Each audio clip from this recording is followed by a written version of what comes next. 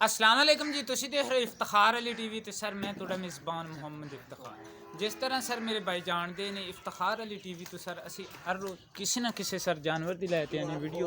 अज sir Cholistani एक जनाब बच्ची उनकी जनाब असी लैते आंदी वीडियो।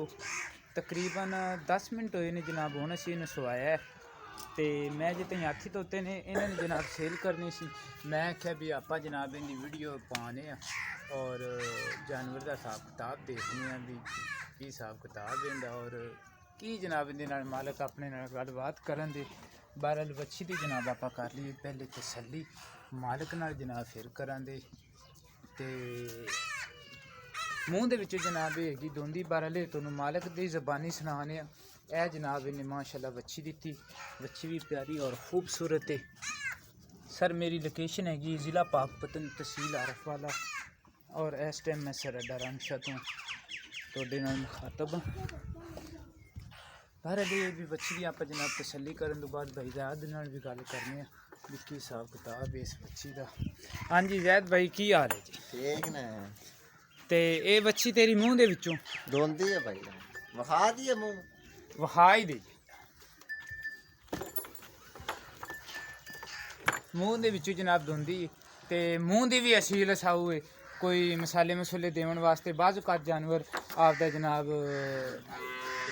ते ए ज़ैद किन्ना क दुध देवे दी किवें दा? ए दुध दा कोई पता नहीं, अज तो सुंदी हुण पई है, पहला सुबह सुंदी पई है। पहला सुबह सुंदी पई है, मूँह दे विचों दोंदी है, जो देवे दी ये अगले बंदे दी किस्मत।